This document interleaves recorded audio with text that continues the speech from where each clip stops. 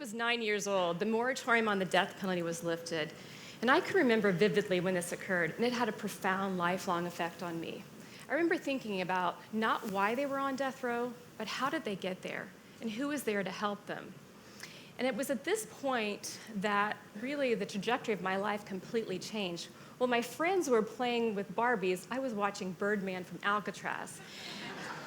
And what I saw was a man reaching out, and he found a bird as a companion. And I began seeing people at that point, regardless of their race, religion, or ethnicities, or even choices they made, as having dignity and worth. So following in my dad's footsteps, I became a deputy sheriff, and I started my career in a county jail. I would often see people on the worst day of their life, and I'd often see the same person return to jail over and over. And way too frequently, I would see members of the same family go through that same revolving door. And I think the culminating moment when I knew that this was not the career path for me was when a young female came in high on animal tranquilizers. She was highly agitated, was pulling her hair and scratching herself. And it was my job to book her in, dress her out, and take her to her cell. As I was attempting to book her in, I realized that she was in no condition to answer questions. So to give her a few moments to compose herself, I took her to dress her out, still highly agitated and pulling her hair. And I asked her if I could braid her hair. It was just my first response. As I put her hair in a simple braid, she calmed down immediately. I was able to dress her out, book her in, and take her to her cell. But as deputies, we're not supposed to touch inmates. And so while my decision to braid her hair was against policy, it was like an aha moment for me. I was in a field that was reactive in nature, and I needed to be in a proactive one. I needed to be helping people. I wasn't sure what that meant, but my journey began. I started volunteering as a victim witness advocate, as a domestic violence court advocate, at the local animal shelter. I became a prosecutor's investigator before becoming a sociology professor. And after a few years, an opportunity came my way to offer correctional programming inside a prison. And at the age of 45, I found the desire of my heart. At that time, our college was offering programming in 2 prisons and had been since 1984. And I was going to be in charge of one. And from the start, I saw opportunity. In 1994, the crime bill removed the opportunity for incarcerated students to receive Pell funding. And at that time, many states stopped offering correctional programming. Ohio continued. However, they changed their focus from degree programming to certificate offerings and renamed the program Advanced Job Training. Students could get 1 or 2 year academic certificates that would help them upon employment upon release. But in 2012, students were taking classes, but they weren't completing certificates. So I started looking at these certificates and realized they need to be more focused on skills and abilities. According to the RAND Corporation, a national study, those who engaged in correctional education have a 43% less likelihood of actually returning to prison and are 13% more likely to obtain and sustain employment. So these certificates needed to matter. I began to look at the Bureau of Labor Statistics to determine opportunities in the state that were open to ex-offenders.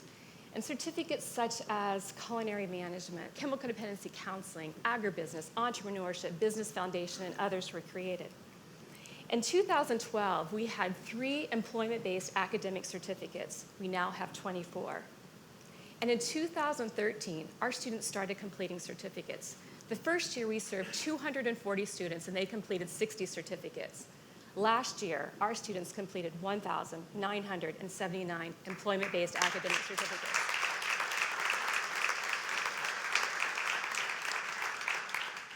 Since 2013, we've added 9 more prisons and are now serving over 1,800 male and female correctional students annually. To date, over 5,500 academic certificates have been completed by our students. That's 5,500 opportunities for our students to get out and live the life they were meant to live. In fact, in a recent study conducted by our research analytics department, we determined that those students engaged in our program had a 76.5% success rate.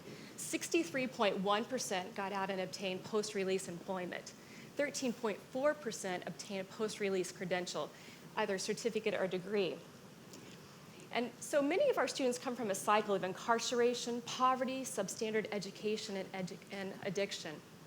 And according to the Ohio Department of Rehabilitation and Correction, 30% of those who come to prison don't have a job. 70 to 80% don't have a verified high school diploma, and the average grade attainment is 7th grade. So education matters, and preparing students to re-enter society matters.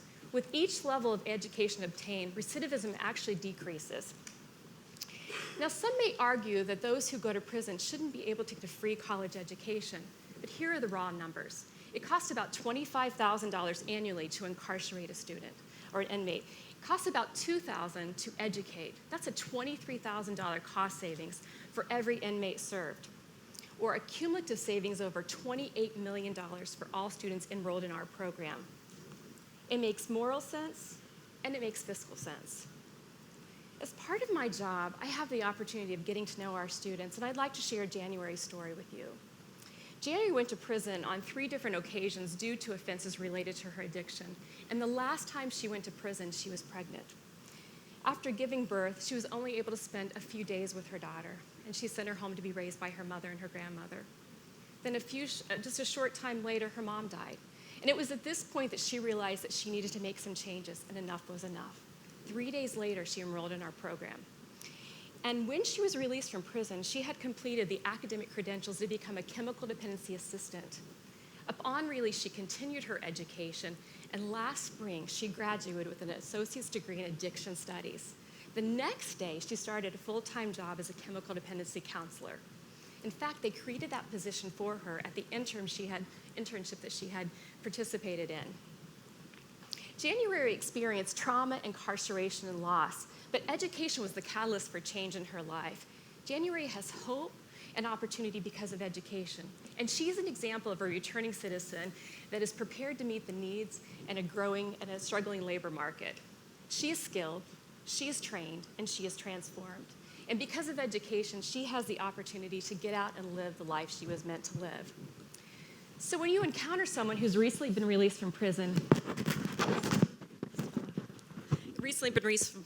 I encourage you to look beyond the crime and see the person as opposed to the offense. I've met some of the best people in prison who've actually committed some of the worst mistakes of their lives. If you're an employer, consider them for employment. They might just be the best employees you've ever hired. You know, most of our students come from a background very different than you and I, and many have very few opportunities to see beyond tomorrow. But education changed all that. Will you be the one to give them a second chance? Will you look beyond their crime and see the person as opposed to the offense?